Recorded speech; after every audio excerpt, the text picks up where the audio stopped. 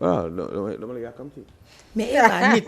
boo dama la yàkkamti góoree wax de góoree wax de. mais foog ngeen dem tuuti sax nga mën a xam jikkoom kii bu n'a pas taxañee ma noonu. waaw ne dure pas avec le temps. waxal répéter la même chose répéter ko. Ce qui n'a pas été conçu dans le temps ne dure pas avec le temps. maanaam loolu nu ma ko war a mën a. c'est pas mal ça li mu wax ni ci wolof. loolu lañ ci bàyyi xel de. lu ñu tabaxul lu ñu tabaxul loo ci jëlu sa temps nga togg ko tabax ko. vite fait dafay écoulé ceeb sax boo koy togg te baaraloo ko ceeb ba du baaxal voilà. foog nga baaral ko tubaari kàll ba tuwaal ba tege ca kaw. avant sëy bi nag génn. avant sëy bi da ngeen baaral relation bi. waa relation bi moom laa la wax. te jigéen ñi bañ aussi di fëlati lu bari parce que parfois bëgg dugg moo tax da ngay gis ay jikko ak ay comportement ak garaawul wala voilà Eva moom laa leen di wax lu nuyoo ci sëy feeñ na ci ngoro dañ kaa fayul woon tubaari kàll macha allah. am na yenn kii yoo xam ne boo ko gisee ci sëy bi rek mu ngi doon signalé ci ngoro gi. carrément voilà mu ngi doon parce que temps bi xoj nañu. léegi nag temps bi xoj nañu li naan li duuf ci nag li tubaarikàlla macha allah xajul ci cin li. waaw mu ngi noonu. waa dëgg neexul kon nag ñu ngi tàggatoo di am contentement bu mag a mag a mag di wax jigéen ñi ñun daal liñ leen di dénkuwaat nañu jàppale góor ñi ñu jàppalante góor ñi jàppale ñu jàppalante. sutura te yàlla tax ndax loo liggéeyal sa borom kër rek ëllëg yàlla na la ko fay ci sa njaboot. waaw yàlla jàppale ñu bu baax a baax a baax sunu sëy yi neex daal te yàlla may ñu ndam tey tubaarikàlla macha allah. waaw macha allah émission bi neex na bu baax a baax kàddu yi am nañ solo. njëriñ kese la na ci jigéen ñi jàngat góor ñi également jàngat ci ku ne defar sa bopp yàlla teg loxo ci diggante yi ñu marqué une petite pause avant d'enchaîner avec la rubrique musique.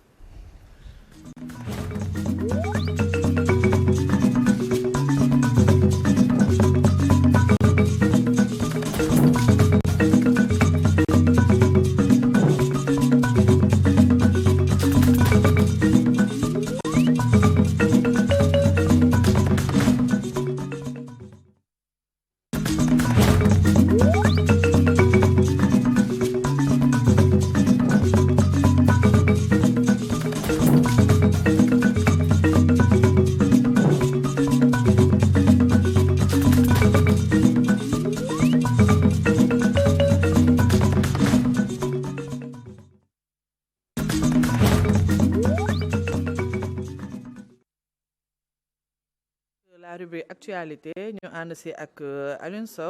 Sow tey loo ñu indil je pense que ce sera à propos de la déclaration du ministre de la Justice par rapport ak monsieur Farba Ngom. waaw moo tax ma def. polémique autour d'un détenu controversé. oui polémique autour d'un détenu controversé kooku muy ci affaire Farba Ngom bi parce que ça concerne directement le député maire de Agnam. Farba Ngom dañ ko téye il y a quoi léegi mu def at ci bi affaire bi ñuy wax affaire je crois que ça s'appelle Sofico mooy société bi nga xam ne mooy société Tahirou Sarr te société boobu ci gàttalan vite fait état bi daf ko ci liggéey yu mu doon liggéeyal état bi daf ko fay ci fayin boobu nag on avait remarqué que ni Farba Ngom daf ci am wàll te wàll boobu moo créé ay soupçons de blanchiment de plein de choses d'accusations qui ont été faites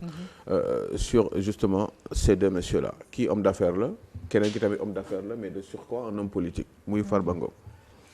yàlla dafa def ni ci coow googu dañ leen mujjee téye évidemment balaa loolu amoon ay menaces qui avaient été proférées par ñi nga xam ne tey ñoom ñoo nekk ci nguur gi surtout le premier ministre Farba Ngom le premier ministre Ousmane Sonko bi ñu demee nag ba yàlla def ni ñu ñëw ci nguur gi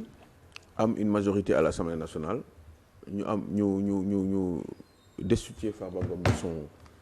de sa députation si je puis dire par voie réglementaire naturellement bi ñu ko defee après ñu topp Farba ba jël leen moom ak Tahirou Sarr yóbbu leen ci kaso bi déggoon nga ay polémiques yu bari nag 125 milliards ñi naan machin Farba Ngom di proposer un peu plus de 200 milliards pour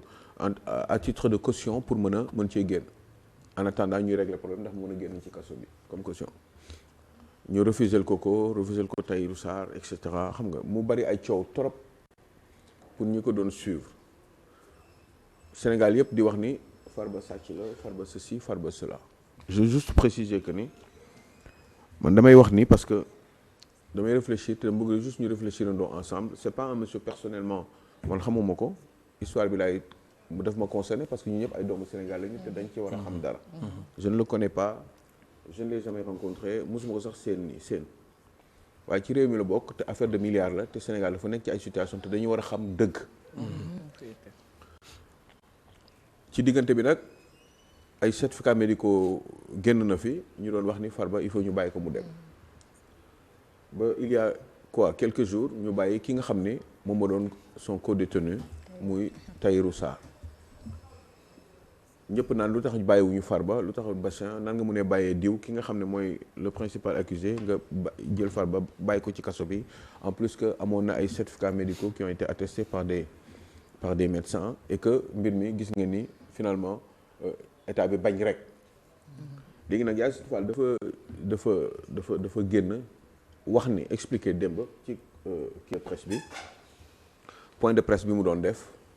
d'ailleurs foofu sax ci point de presse bi il faut ñu wax ci loo xam ne dafa doy waar te loolu journaliste yëpp ñu nekk ci réew mi war nañ ci àddu mooy dafa am ay groupe de presse yoo xam ne dañu ñëw ñu ne leen kenn boolewul leen ci mbir mi dañ leen dàq toroxal leen te loolu moom ñu ngi koy ñaawlu bu baax a baax invité kenn waxu man gisuma dégguma kenn wax ko te bu doon sama sago képp kuy journaliste parce que mun na dal ku nekk xam nga ko indigné wu kay waaw dañ si war a indigné wu ndax parenthèse la ndax dafa am ñaari kii chaîne de télévision groupe lañu quoi muy waa kër Maïmouna Ndour Faye ak waa kër Bougane Gueye Dany dañ leen ne bokk leen ci dañ leen dàq carrément loolu nag daf may fàttali rek ni parce que àdduna dafa gudd tànk te dañu war a def ndànk parce que àdduna wóorul de daf may fàttali Ousmane Sonko bi muy fël kiiw RTS bi mu nekk ci opposition bi micro bi nee na moom fi muy waxee RTS du ci bokk c'était RTS ak képp kuy ay presse française tey jii nii moo contrôlé RTS àddunaa ngi nii te yàlla xam na ni moment boobu daan naa ko lii ma wax ni àdduna dafa gudd tànk pourquoi ma ci doon indi ñëw période boobu mu ko defee que lii nii dañ ko doon sóoraale moo tax ma doon indi ñëw période boobu te jii nii nag Sen TV bi nga xam ne wax dëgg yàlla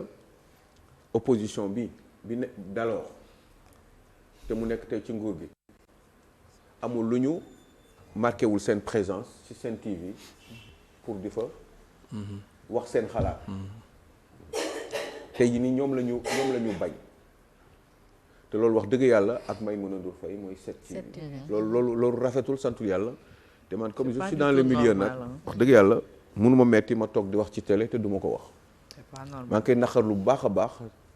te loolu rafetul santul yàlla et encore une fois je réitère ce que j'avais eu à dire il y a quelques mois avant ñoom ñu ñëw ci nguur gi àdduna dafa gudd tànk te nañ def ndànk bul biy tourné la de bul biy tourné la donc loolu c'était la parenthèse ñu continuer ci kaw Farba Ngom bi Yassine Fall dafa wax ay wax yu am solo c'est vrai que wax nañ ci ay téléphones yu retrouvé wu il y avait pas besoin de préciser ndax contenu bi ay film porno nekk ci biir kii bi ak yooyu c'était pas nécessaire déjà question bi may njëkk a laajte mooy dans des situations pareilles une femme qui représente l'exécutif le pouvoir exécutif parce qu'on est dans un régime de séparation des pouvoirs est-ce que war nañoo taxaw di def conférence de presse pendant que le procureur est là da ngeen di fàttaliku ci kawu Macky Sall période boobu Bassirou Gueye xam nga yaa ngi koy fàttaliku moo doon intervenir pour gindi Sénégalais yi ci ay coow yi nga xam ne daf fi amoon ay polémiques comme d'habitude au Sénégal moom moo ci doon addu di ci wax en tant que procureur de la République waaye fii c'est le ministre de la République ou la ministre de la République moom moo taxaw def point de presse di wax moom di joxe xalaatam ci mbir mi alors que man pour man loolu liggéeyu procureur la woon ci biir wax bi nag am na yu mu wax yoo xam ne xel mun na koo nangu ndax quand même yoon moo ne détenu warul am téléphone portable ci gàttalan parce que man Sénégal laay xool je ne rentre pas dans les détails damay wax rek li am détenu warul am téléphone portable ci biir kaso. waa léegi Farba Ngom nan la def ba di am ñaari téléphone portable ci biir kaso bi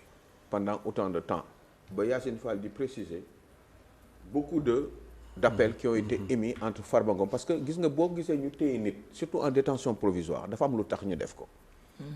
c'est pour que ñu téye nit te jugé guñ ko. c'est pour que ñi nga xam ne ñooy saytu dëgg. def nekk en instruire dossier bi pour que ki nga xam ne dañ ko téye buñ ko bàyyee mu bañ a nëbb ay bagages. de ce fait day empêcher liggéeyu instruction bi. loolu moo tax ñuy téye nit théoriquement en détention provisoire ba jour bi ñoom ñu boucler seen dossier d'instruction bi ñu doog a woo waa ji théoriquement laa wax fii nag des fois dañ lay bëgg di toroxal moo tax ñu la koy yóbbu.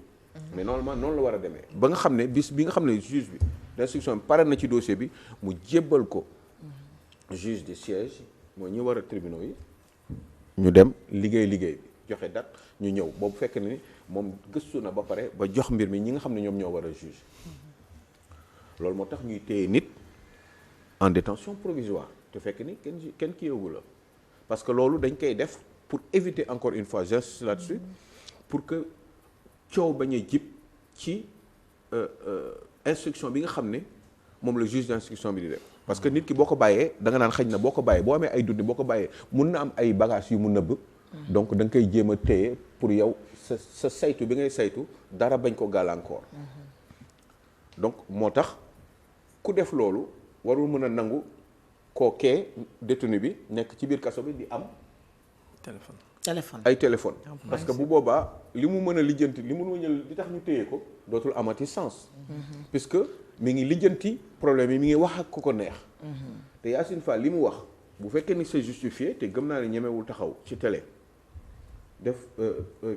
point de presse pour expliquer pour wax ni surtout préciser na que ni Farba dafa doon wax ak ay nit normalement boo nekkee détenu boo soxlawee sa avocat man yaa rekk moo tax may wax boo nekkee avocat am nga ay droit de visite je pense que ni sax loolu amul limite am nga droit dem seet sa client pour wax ak moom par rapport ak évolution dossier bi waaye mbir moom day leer mooy di ngeen di waxante téléphone loolu man gis naa nit du dëgg du yoon muy Farba muy keneen ak keneen koo xam ne dafa nekk ci kaso bi bu dee da nga soxla wax am ngeen benn béréb boo xam ne war nga fa mën a dem muy téléphone béréb bi prison bi am nga ay temps boo xam ne war nga ko mën a wax ñu permettre la ko sous surveillance de l'agence des agents pénitentiaires léegi nag man li ma jaaxal mooy nan la ñu def ba Farba Ngom am ay téléphone ba di lijjanti ay mbiram tout ce temps lu gën a graaw mooy maa ngi dégg yor di ko wax xawma ñi ngi wax ak ay nit ba di wax ak nit ba Bangladesh sori na de Farba Ngom yooyu yëpp pour lan parce que kii war a lijjanti say mbir am na droit mooy sa avocat di ñëw di la poser ay questions pour mën a moom tam liggéey pendant que instruction bi continue par le biais du juge d'instruction waaw léegi kon nan la ñu def ba Farba Ngom am ay portable parce que prisonnier warul am portable ci biir prison bi bu fekkee ni loolu dëgg la wax dëgg yàlla man d'accorduma ci parce que nag nit mun nga nekk ci biir kaso di lijjanti say mbir wala di nëbbulu ay mbir parce que man je suis là je veux connaître la vérité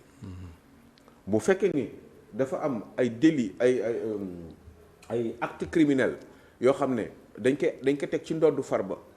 ba pare ngay dégg ni Farba day wax ak waa bitim réew lan la fay wax. mais man je veux savoir quelle est la pertinence de sortir ce genre de faire ce genre de communiqué di yëgle ne monsieur Farba Ngom moom moo ngi doon communiquer à l'intérieur. non xam nga foofu la nekk man sachant que moom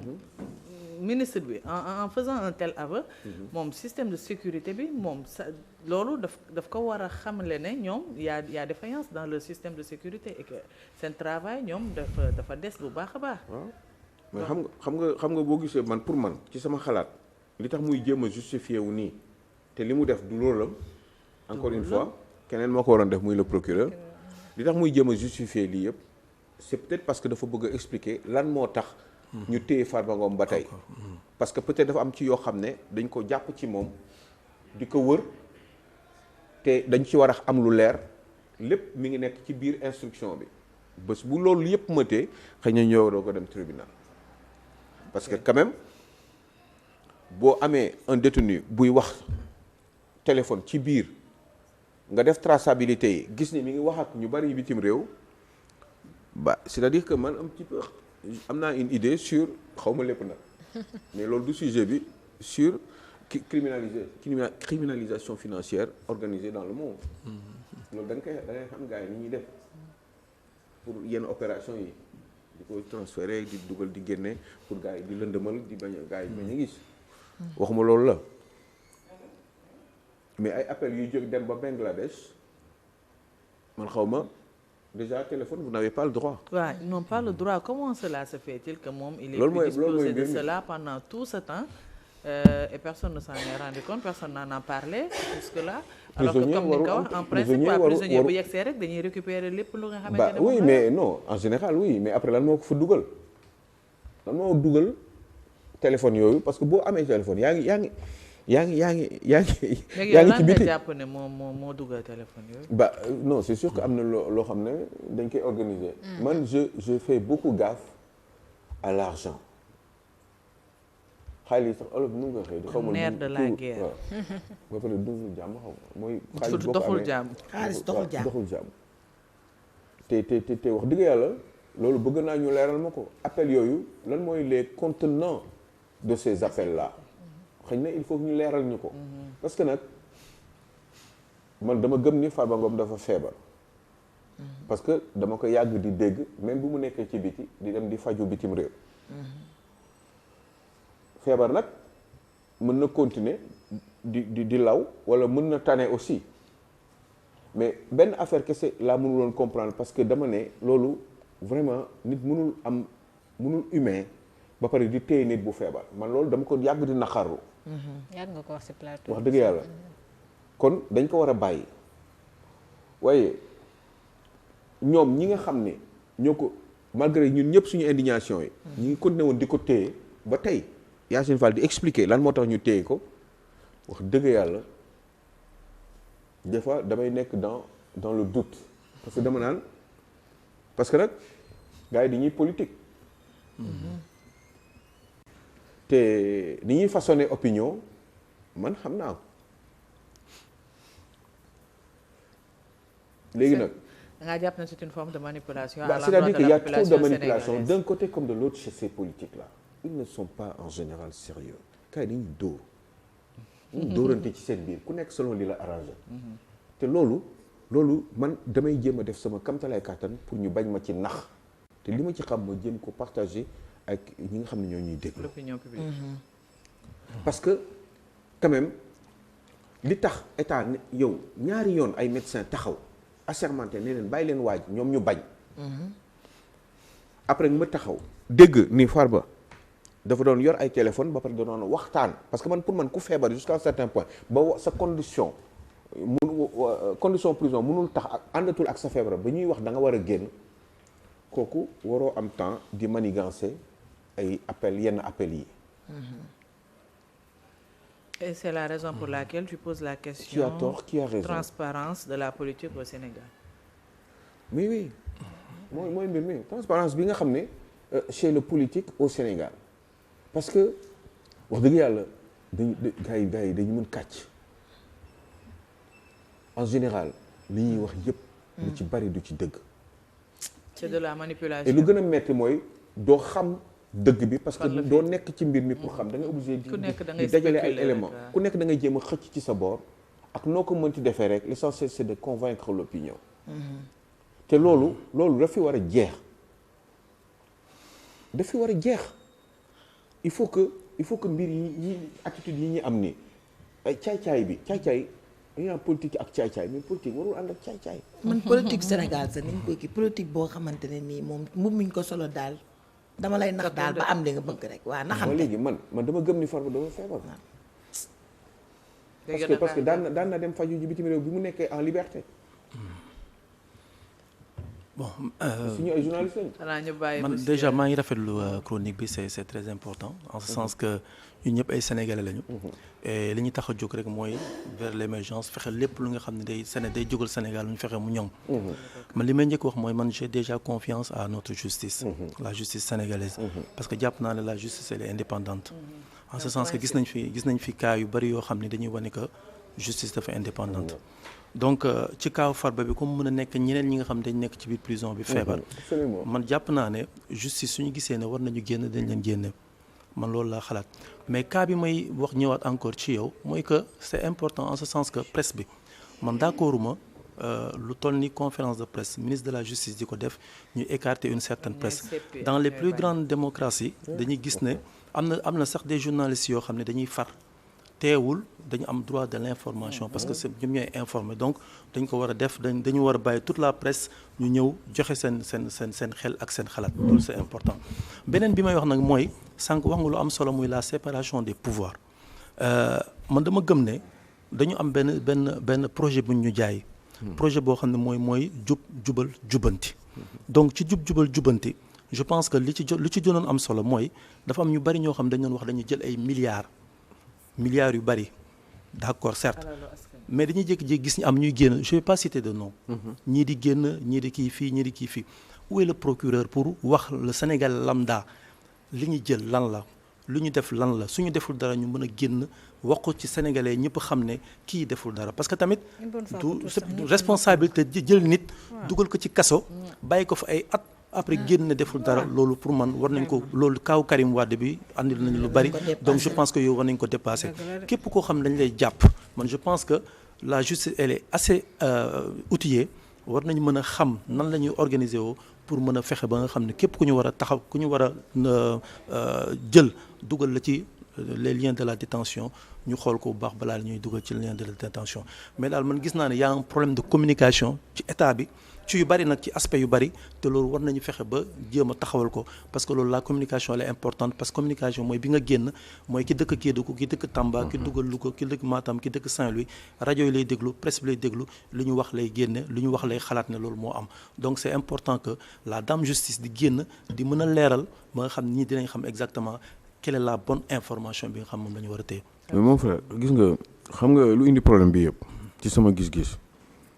déjà dame bi warul woon wax. mais parce que dafa am ay réformes yoo xam ne dañ ci avancé wul ñun ci wàllum dans le système judiciaire au Sénégal liy tontu wax bi quoi question yi mooy Sénégal nga mën a toog ni tey jii nii ministère de la justice peut-être injonction au premier ministre wala président de la République ci kaw ci injonction mu ne yow Aliou Sow dañ lay accuser de sàngam ñu convoqué la ñu ne le temps de l'instruction yow procureur bi nee na mu laaj pour yow ñu téye la ci kaso bi en attendant ñoom ñuy seet quoi ñuy instruire dossier boobu mën nañ ko créer inventé ko te fekk dara amul mën na nekk dëgg aussi mais problème moom mooy li nga xam ne link bi am entre l'exécutif via le ministère de la justice qui est un poste politique ak le parquet foofu il faut que ñu def ay réformes. C'est important. dama yàgg di wax ni parce que am naa toute expérience ci kiiwu système judiciaire français mais il faut créer un juge des libertés et de la détention boo xam ne ay prérogatives yooyu dañ koy encadrer juge boo xam ne dafay libre ñooy seet sax bu leen neexee sax ñu xool ndax dañ koy fal mais juge boobu mooy xool ndax kii war na dem prison en attendant ñuy def instruction bi wala mun na toog këram parce que mun nañ la téye juróom benn weer après ñu bàyyi la mun la téye ñetti weer après ñu bàyyi la tey jii nii kaaw ñoom Farba Ngom bi normalement nii gars yi ci lu ñu jot a wax gisuñu dara Aliou Sall ak ni ñu ko jàppee. Aliou Sall non de 125 milliards nga wax Aliou Sall